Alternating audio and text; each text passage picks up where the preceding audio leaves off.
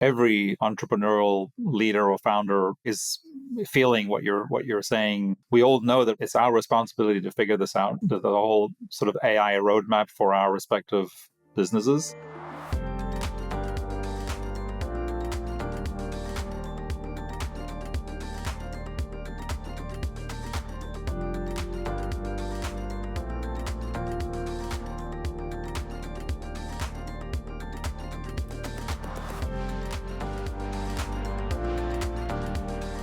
Joe Sandin, thanks so much for joining me today. You're welcome. You're the president of OnSharp. Yep, I've been the president of OnSharp for 25 years now. Coming up in June or July, I don't remember which month we started. But wow, congrats! Yeah, started as a college student back in 2000 and just kept going, and here we are. Yeah, it's amazing how time flies when you have your head down, just getting things done and growing a business, and in addition to all the other personal obligations that I'm sure you have, like most other business leaders. Yeah, 4 kids keeps you busy too. So I only have 3, but that was busy enough. So I can only imagine how busy 4 is. 3 and 4 are about the same. Doesn't really change too much. So yeah, we were just talking about in the office this morning how there are a few people who have 2. And I was teasing one person, just wait until you have the 3rd one, and that's when everything changes. You're right. It was the 2 to 3, and then I feel like 3 to 4, and I would guess 4. I think it kind of just becomes parent by committee at that point. So as long as you're herding them all into one direction, you're okay. So right. And I guess we all learn how to. But we learn lessons at work that we can use at home, and I think the other way around as well, which is interesting, especially when you've been doing it for 25 years as you have. And Joe, and then I know, so you run on EOS. We do, yeah. We've been running on EOS since really the early days. So I was fortunate enough to get connected to Mike Payton early on in the Minneapolis market. Wow. So there were some guys from St. Thomas that I worked with. Mm-hmm. One in particular was using Mike to implement, and then I was their IT seat actually on the leadership team as a contractor. And so I got to go through the experience of EOS implementation.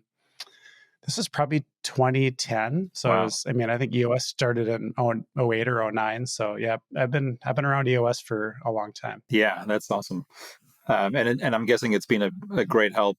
And would you'd credit a lot of the success that you've had at OnSharp to running on EOS? Oh, for sure. And I would agree with, kind of the way Gino talks.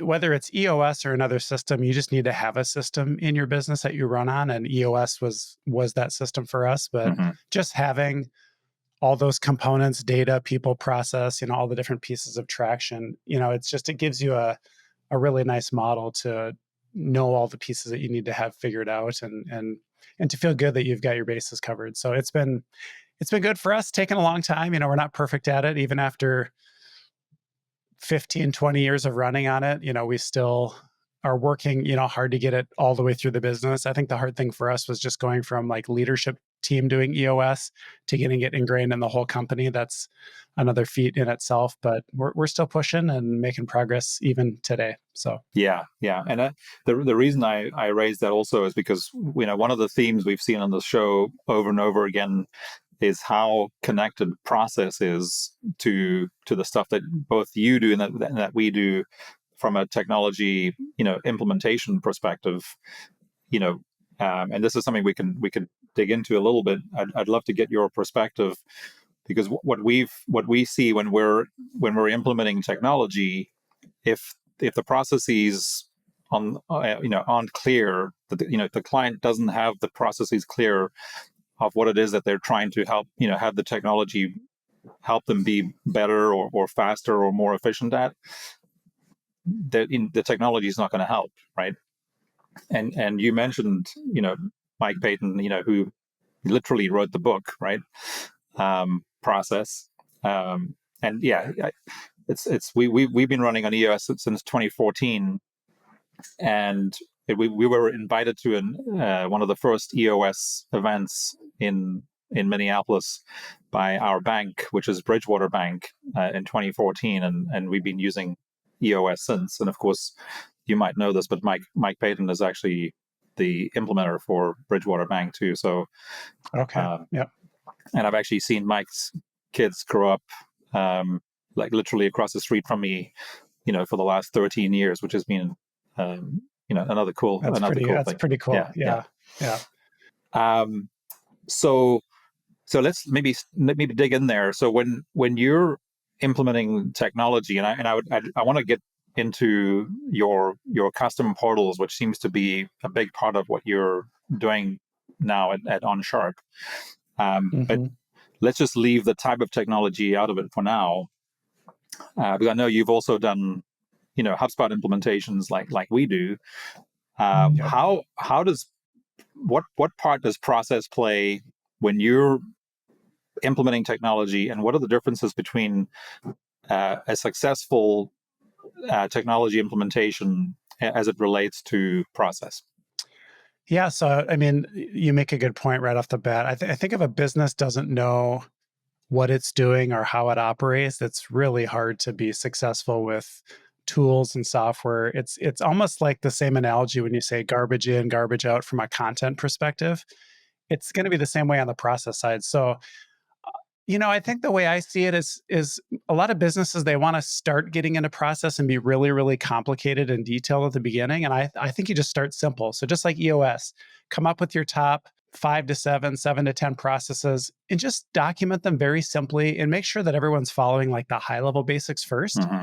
And then as you get going, you can just add pieces and add pieces and add pieces to it until 2, 3 years down the road, now you've matured very well into it. So I think you're right on the money there. Before you dig into a deep software implementation or change systems or start spending a lot of money moving into software tools, you really need to understand how your business operates first. You need to know, what's the OnSharp way? How do we do business? What does that look like? Because when you're clear on that, then the software piece becomes easy because now you're just matching up what you do to what the software has to do. You're not trying to like invent yourself at the same time as implementing a piece of software. That's hard to tackle both those things at the same time. Absolutely. Yeah, no, I would totally agree. And then when you're, I guess, where does, so, when we talk a lot about on the show is, being sort of the RevOps approach, which is what we see as the layer of services or people that that make technology and data actually work for a company. So once you've implemented this technology, whether it's a CRM or a client portal or whatever it is, there's a layer on the revenue side of the business, so across marketing, sales, and customer service. There's a team now in many businesses that they're calling their RevOps team, which is the team essentially that makes the technology do what it was meant to do in the first place. Because as you and I know, implementing technology does not create the solution, right? It just gets you started. You then need a team of people, whether they're internal or external, who will optimize that system, the technology component and the data component, and then to your point of the process, the processes. I love the EOS approach of like the 2080 approach to creating processes. You start with the 20% that are going to get you 80% of the way there, and then you iterate and add over time. But there needs to be typically a team. It's very hard for one person, but a team that is making sure that your processes are iterating, your data is iterating as it evolves, and your technology is being optimized as technology continues to evolve. And of course, it's evolving now faster, than it ever has. So the other component we talk about in addition to process and technology is data. How do you think about data? And you talked about garbage in, garbage out. We often talk about the data being, especially now with all the things that are going on in AI. It's under a microscope. The fact that without good, clean data, it's really, really hard to get the benefit out of technology, including now getting the benefit of AI, if you don't have good, clean data. So how do you think about data when it comes to doing a technology implementation? Well, I've always been a data guy going back to, I mean, my programming days and databases. And so I really do, I've always highly valued the structure and the cleanliness and having good data. It's just kind of like a deal breaker for me. It's like, I mean, at the end of the day, the business has to have good data to run on. So whether that's your scorecard data or your sales and marketing, your customer information, your prospect data, like you kind of have to be a data junkie. And I think what's hard in a lot of businesses is maybe the visionary or the integrator or some of the, leadership team, maybe they're not, super high level on the data side like that. But I feel like we've been fortunate. So I'm a technical founder. So I feel like I always have been really focused on the data and the technology and like how all that stuff works together. And then I have a really good integrator that I work with as well, Samantha. She's been with me for 12 or 13 years now. But Mm-hmm. I really think it kind of rolls down from the leadership team, at least for us, trying to create from a RevOps perspective, trying to create a culture of a company that's really focused on, okay, now that we have these systems in place, how do we monetize on top of those systems? How do we create efficiencies? How do we create, a position where we can essentially grow? Mm-hmm. It's got to come from the top down. So I try to spend most of my time in the visionary seat, really pushing our team to say, okay, we've put all these things in place. We have all this great data. Now we have to capitalize on it. We have to start, implementing components that can allow us to scale now that we've built that out. So we've spent the last couple of years, I think, in a phase where we're building a lot of foundational pieces at OnSharp, whether it's our CRM, our sales and marketing processes, we've spent the last probably 18 months even building like the next level of a management layer inside of our company. So for a while, being in that 25 to 35 employee range, at least for us, we were still kind of in that mode of we have leadership team and then we kind of have everybody else. And that can only work for so long. You have to start empowering more people and creating a little bit of Mm-hmm. structure so that your leadership team can truly focus on leadership team activities. We tend to get bogged down in the details maybe a little bit too much. So Right. if you create the right people structure and you have good data and you have good software, then it's just all about rallying that team together and just starting to move forward on getting those pieces put in place. So Right. Right. No, absolutely.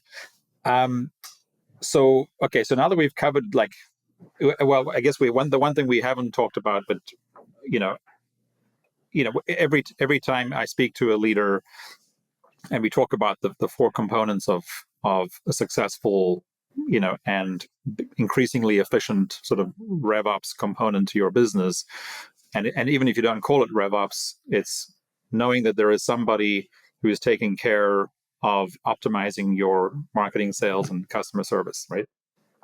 So we talked about technology, data, and process, and of course the fourth and most important component is the people, right? And sometimes we go really deep into the people piece but because it is the most important, because without people you cannot do any of this stuff. And every leader, whether you run an EOS or any other system or a no system, will tell you that the people are the most important component of their business. mm-hmm. So I like to make sure we acknowledge the fact that none of this can be done without people. But then I think everybody listening to the show also understands that. So we don't really need to go into too much detail on the people side unless there is something that you'd like to talk about from a people perspective. No, I mean, I think from a people perspective, my first focus was I have to get a leadership team in place because as a founder of a business, I think what you can get stuck in is deeply running that company for forever and really it just being a job that you're trapped in. So my first focus from a people side was I've got to let go. I've got to delegate. I've got to get out of the middle of stuff and I got to let people execute and trust them to do stuff. We all make mistakes. They're going to figure stuff out. So from the people side, I kind of started at that level. Like I don't want to have to, this business has to allow Joe Sandin to be gone for a week or two or a month and like not skip a beat. And then secondly, when you talk about AI and people and mixing all the efficiencies together, I just, it's like, to me, it's about take people out of the process when they don't need to be there, but then inject people into your business when it really can make it like add that extra little special flair to it. So it's just all about finding the right mix of like, where do people need to be? Where do they not need to be? How can we use AI and technology just to be more efficient, and things that are repeatable and easy, try to take the people out of it so that they can focus on the things that really create the X factor in your business. Yeah, that's really good. I like that. Joe, so from what I can gather, the custom portals that you're building for clients is it seems like a big part of what you're currently focused on. Would that be accurate? Yeah, that is our focus. And it's, we historically haven't talked in that language, but we looked back at everything we've done over all these years, and it was kind of a reflection of like, really, most of what we build is a portal of some kind. It's some kind of, whether it's for customers or it's employees or partners, or most of what we do for our clients is like helping them get information and get services out to an audience of people. And so we really just kind of changed the way we talk and describe what we do and what we build, because when you build custom software, it's, they talk like the analogies, like you're selling vapor, like we don't have a hard, tangible product that we sell. I mean, we can give examples of what we've done, but at the end of the day, we're not selling a software subscription per se. So it really felt like talking more in a portal conversation and helping people understand how we help connect people to create efficiencies in your business and grow revenue. That, I think, that just resonates and helps people understand better what we do. Right. So for those listening or watching who don't know what a custom portal is, how would you describe a custom portal? So, I mean, a custom portal is just building an interface that allows you and your customer, or whatever audience is, to transact and do business and communicate. So again, whether that's a customer portal so that they can update information, view quotes, shop, e-commerce, purchase product, service, could be project management. I mean, it's just a way to connect people. So, I mean, I think at the fundamental side of it, it's helping customers, or helping our customers, our businesses, just be more efficient and just use technology to better serve their clients. So, and then you also, I know you talk about the fact that there are portals or dashboards that are built by a lot of companies off the shelf, like HubSpot would be one example. Mm-hmm. At what point in your experience do you see businesses wanting something that is custom, where an off the shelf portal or dashboard is just not going to do it for them?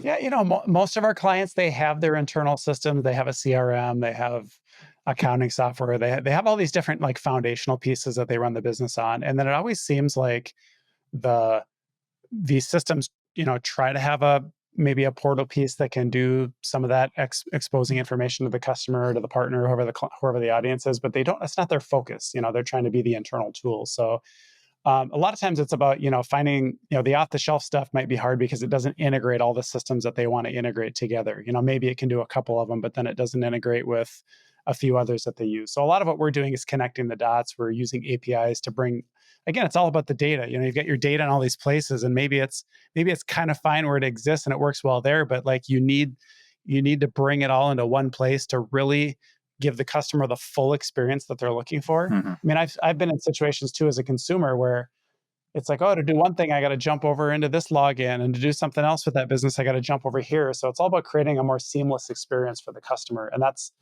what drives a lot of our clients that come to us to build something that's custom for their audience, is they want it to feel more seamless. They want something to differentiate themselves. So when you do build something that's custom to you, it does give you a differentiator. So interesting.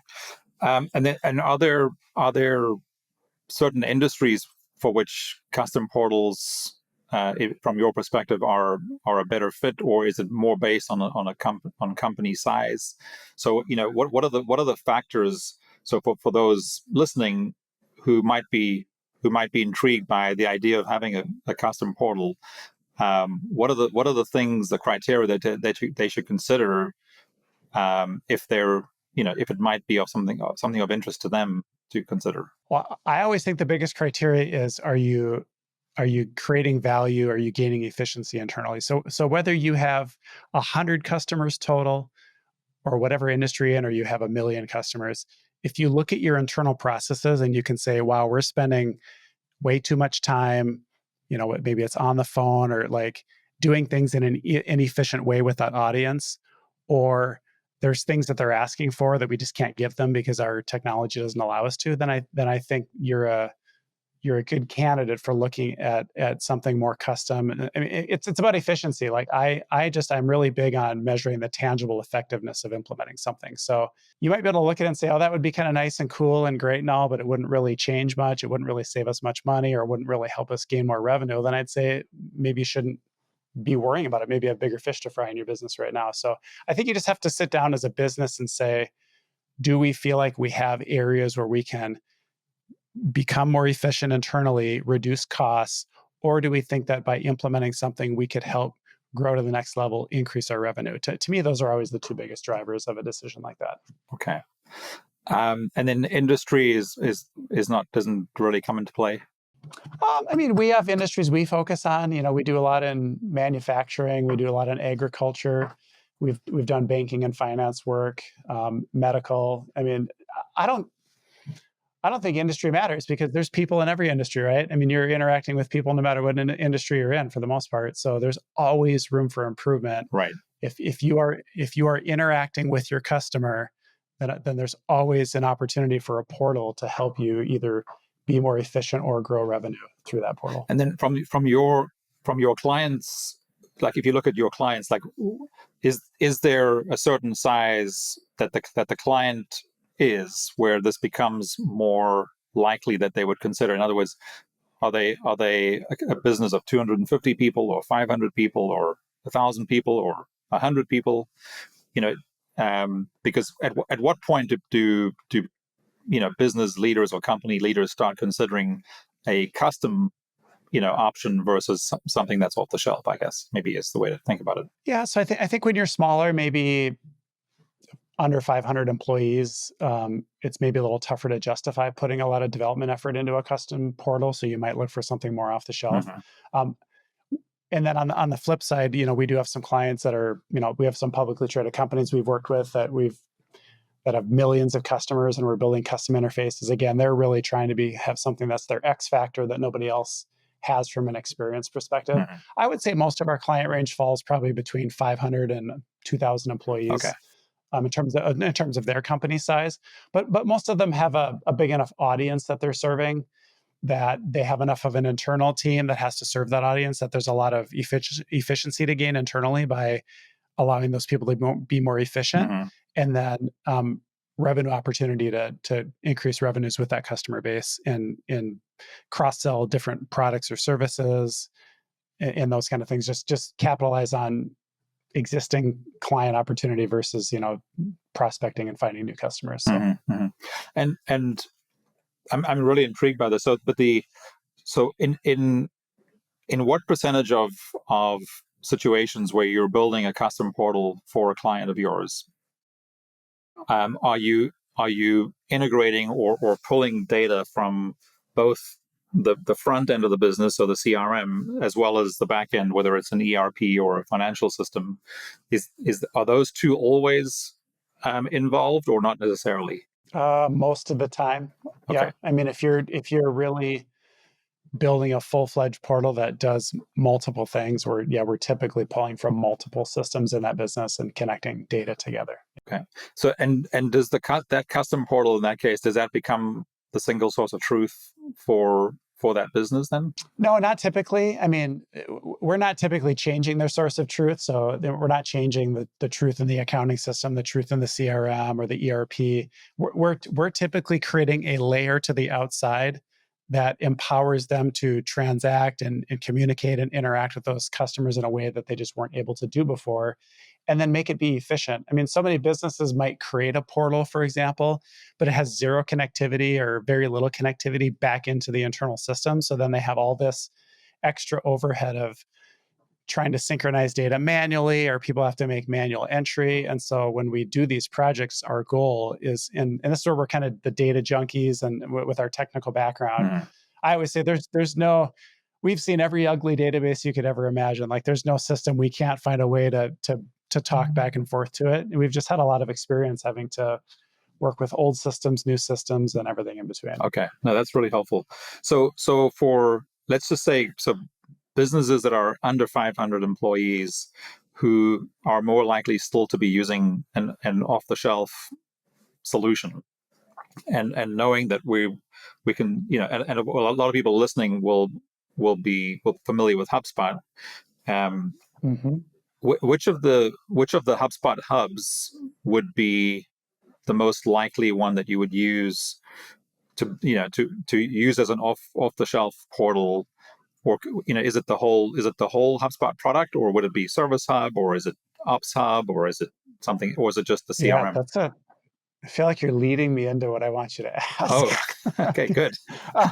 So we've been using HubSpot for a long time, and my biggest issue, to this point, has been the only real customer interface they give you is through Service Hub, through ticketing. So if you're using HubSpot Service Hub and you're doing your ticketing, they do have a portal you can turn on that allows you to interact with your client just for tickets. So like my customer, if I create a login for them, they could see their open tickets, submit tickets, and do that basic stuff. But ticketing is just one little piece of the entire picture of a business, right? You've got all the other components of a business where, like, to me, if my customers are going to sign into a portal, I want to show them a lot more than ticketing, and I want to give them a lot more opportunity to understand our services and transact with us. And it could be invoicing, it could be quoting, it could be we do web hosting, so like seeing their service contracts with us.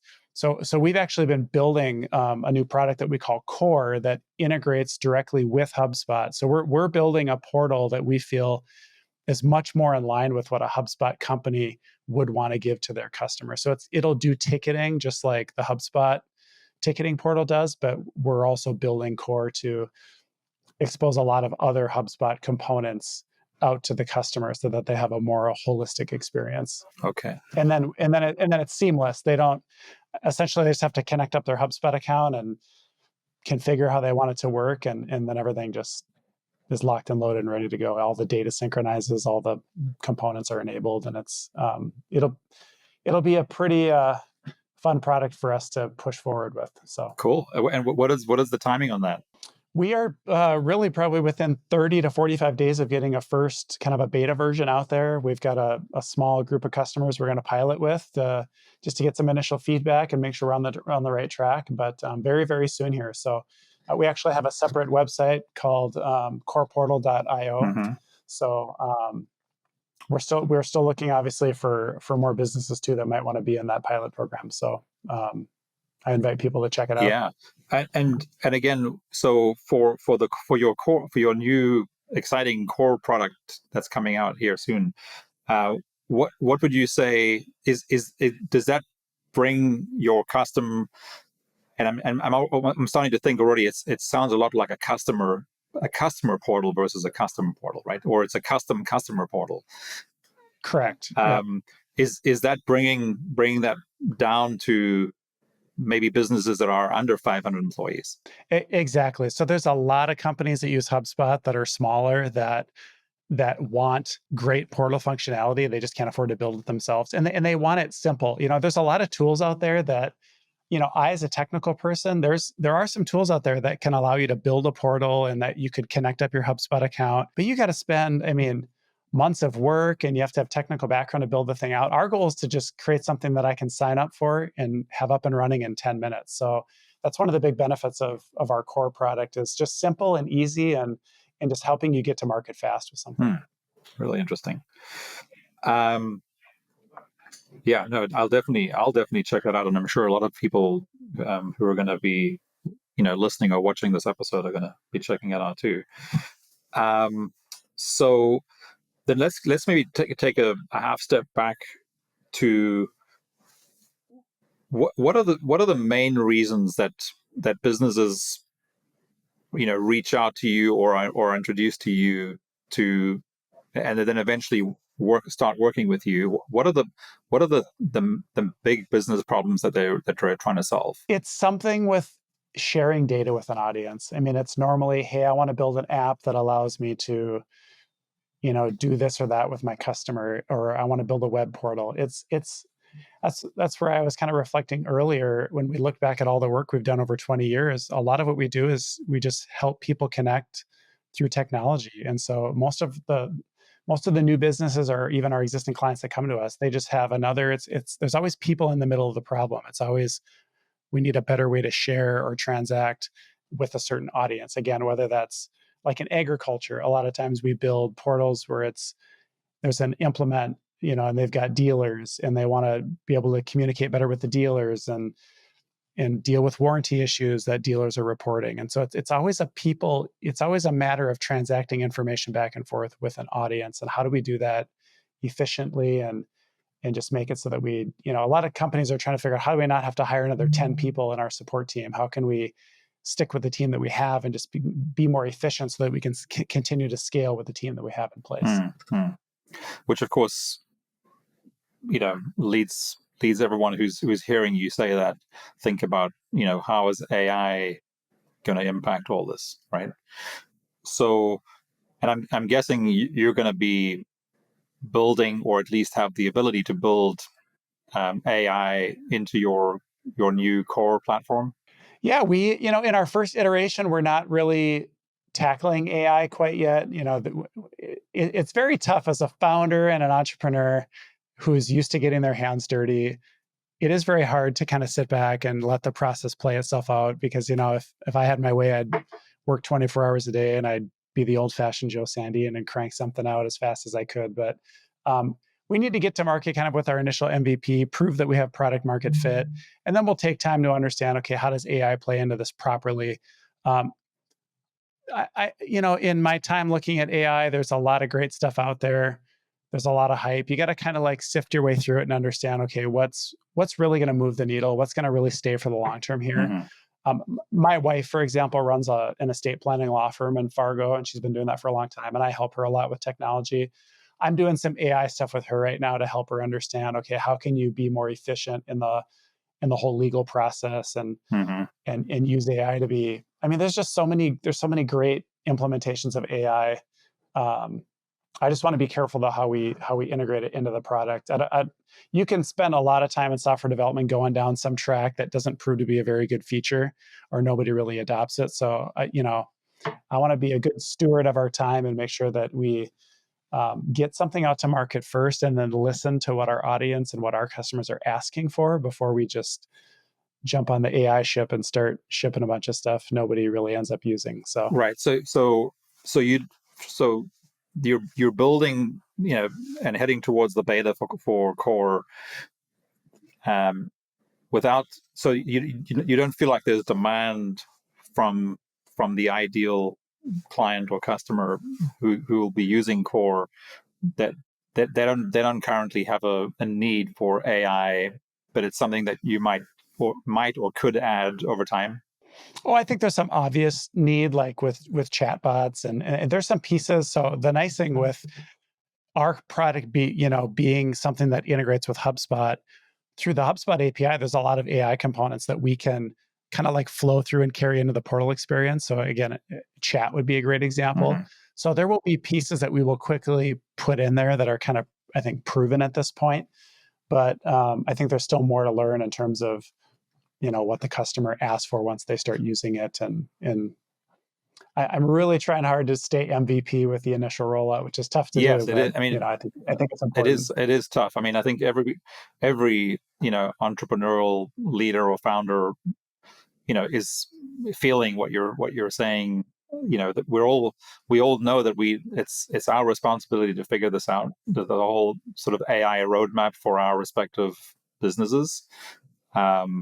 But at the same time, it's you got to kind of pace it, and I guess the advice that I keep getting, and then therefore giving, because I'm seeing that firsthand, is use very specific use cases in your business that can be solved by AI.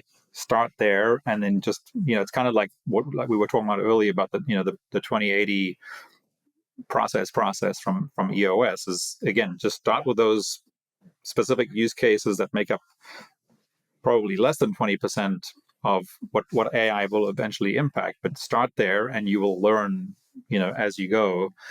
And it's also a great way to get, again, to your point, the people using AI, slowly and adopting it over time, versus feeling like they have to start using it all tomorrow, kind of thing. And where it's very far from being fully baked. Yeah, and it's like anything in business. I mean, AI is no different than other things that have kind of came around the corner at 120 miles an hour at everyone's face. Like, people are people. Like, change is hard. People resist change.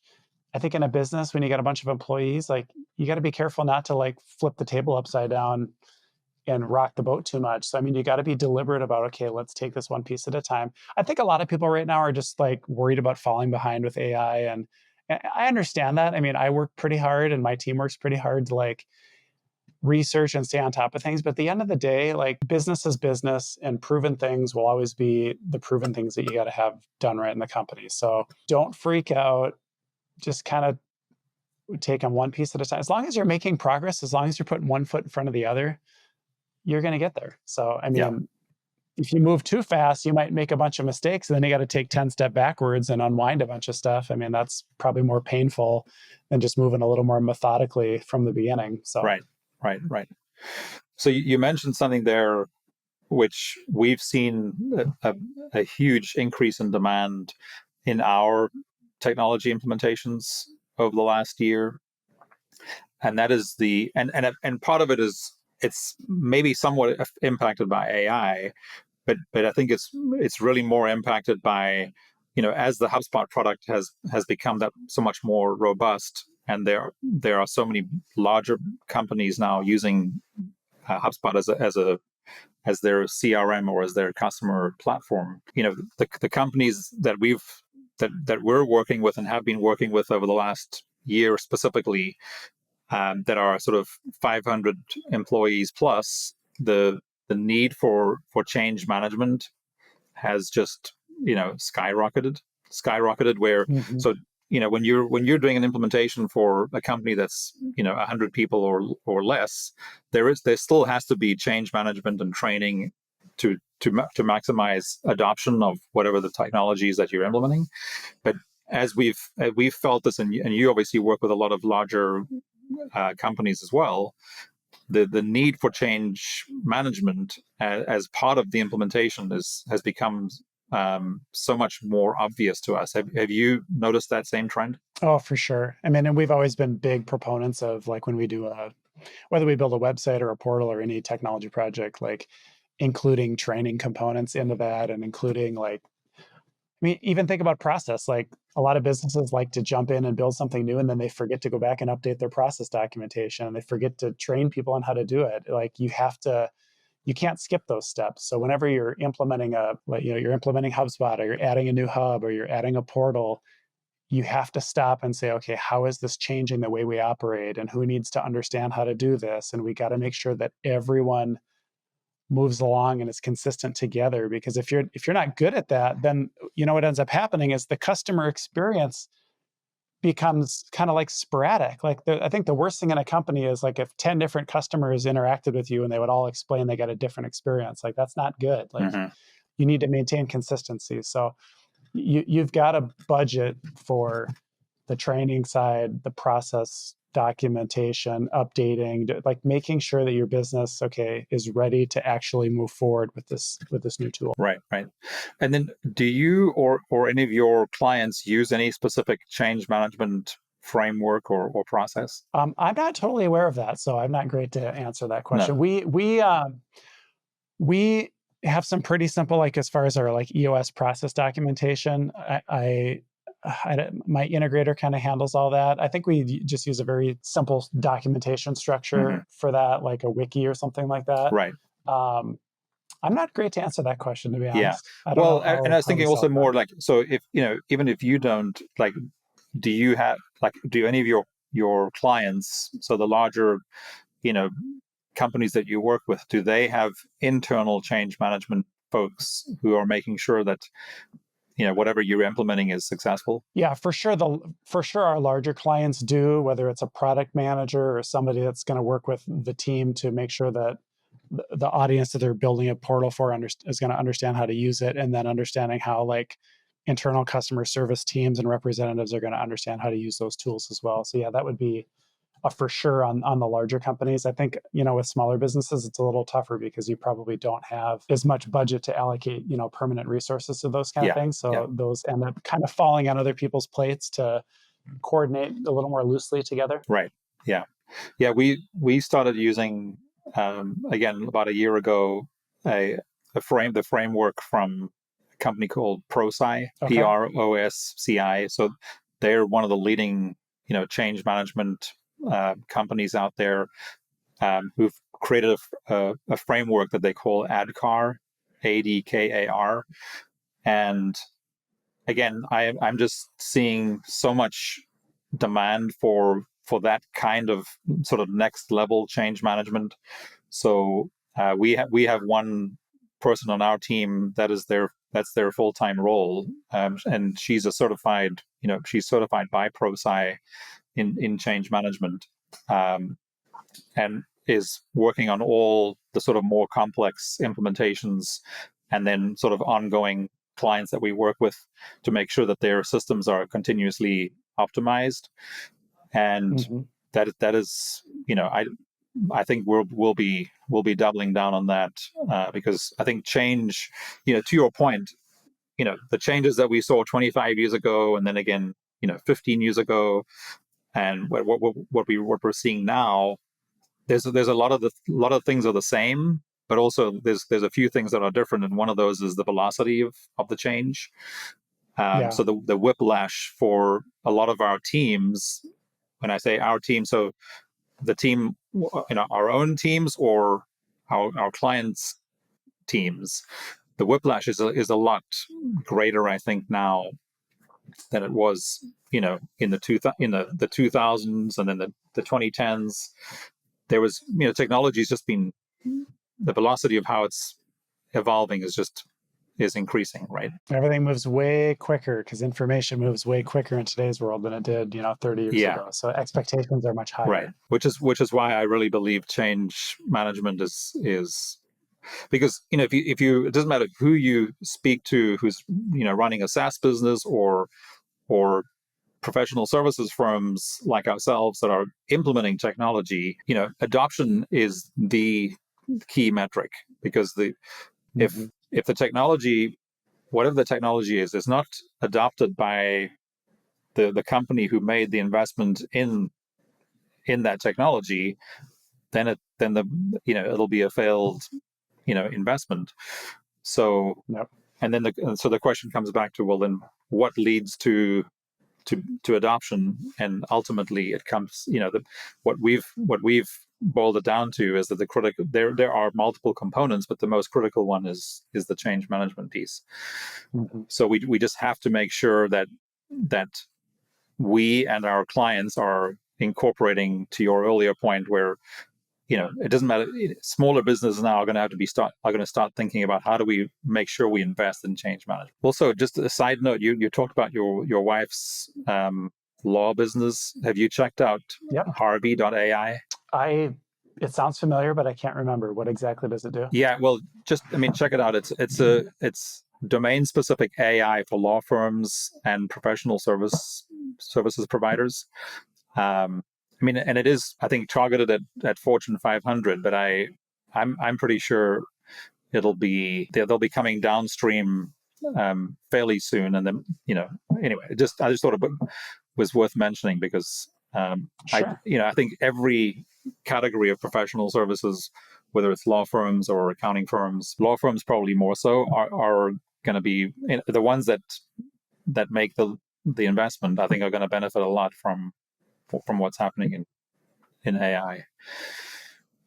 And I think we're seeing it even in our, as a professional services business, it was really hard to scale without just adding headcount, and we all know and see that changing. Well, that's my wife's biggest issue, I think, in her estate planning firm is there's just not a lot of younger estate planning talent out there. So like to grow her estate planning firm has just been very difficult. And so then it becomes an exercise of, okay, well then based on the team we have and knowing it's going to be hard to scale people, how do we just become as efficient as we can be and really maximize our time and Right. give ourselves the tools we need to do the best job we can for the client based on the resources that we have. So that's kind of, Yeah.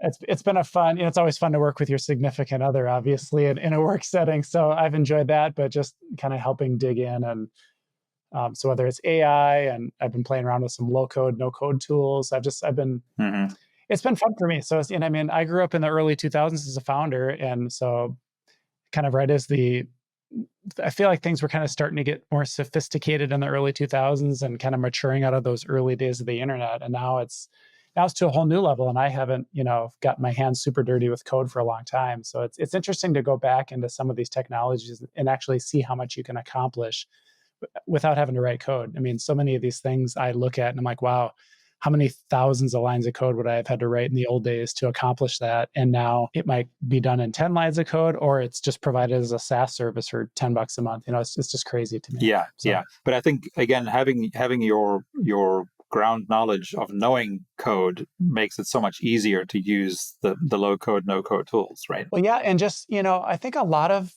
people in business, this is where I feel bad. Like having a technical background, I understand what's possible. I understand what's hard. I understand what's easy. It's tough when you don't have much of a technical background to not be able to understand if what you want is expensive or cheap or should be hard or should be easy. And so it's always, I just think as a founder, it's always good to just brush up as much as you can, become as technical as you can be. I know everyone kind of has their level of what they're willing to go to, but the more technical you can try to be as a founder or just anyone in a business, you're just going to be more powerful and just have more at your disposal. So this world's changing fast right now. So. And I'm fortunate enough to spend a lot of time with a lot of, successful entrepreneurs, including many who really don't feel very comfortable technically. And I guess, and if there are any of those, listening, the one of the best books I've read in the last 2 years is called Who, Not How, which is also very much, it's by Dan Sullivan and Ben Hardy. And this is also related to a lot of where sort of Gino Wickman learned a lot of his stuff that he used to create EOS, which is, it's not, and you alluded to this already a few times. It's one person cannot be good at everything, so you figure out what your unique strengths are, and then you build a team of people who have the strengths that you're missing in order to be successful. And I think for any leaders, especially if you the president or the CEO of a company where everyone's looking to you for sort of the technical direction from an AI perspective, and you don't feel that that's an area that you're strong, then find somebody, whether it's a permanent resource or an external part-time resource who sort of acts as your chief, whether it's your CTO or chief AI officer, whatever you want to call them, but somebody who can translate the technical opportunities for you, because you still understand your business better than anybody else.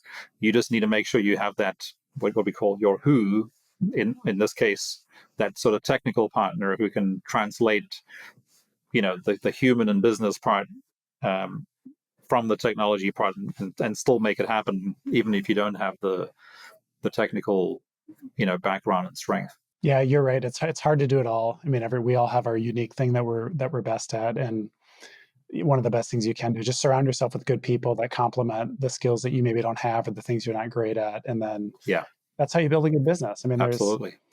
Samantha, our integrator, Jake, our leader of sales, Joe Hickson, who runs our operations, like they have very unique skills that I am terrible at. And I knew that from the beginning. So it's good to be able to be self-aware of when you need to kind of hand a baton off to somebody else and be okay with that. You don't have to be, the number one guy at everything. So Yeah. I mean, we use the African proverb at least once a week around here, which is, if you want to go fast, go alone. If you want to go far, go together.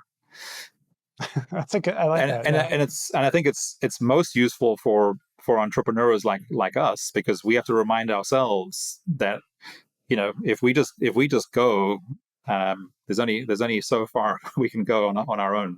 Well, that's such a great analogy, because there's many times where I think, man, if I was just by myself right now, I could be moving twice as fast. But then I instantly think, but I sure wouldn't get very far down the road. I would run out of gas at some point, and then I would be stuck, right? So we need the collective whole of the entire team to get us to the long-term vision of where we're going. This is a business is a team sport, as I like to remind myself every day. Yep. Joe, any sort of parting advice that you have for anyone listening? Again, so if you think, whether it's a lot of people listening would be familiar with HubSpot, but they're definitely familiar with the benefits of having a CRM, and especially a CRM that's integrated with all your other technology, so that you have good data flow and therefore have access to real-time accurate data. So you, as a leader, you can make really good, fast decisions based on accurate data.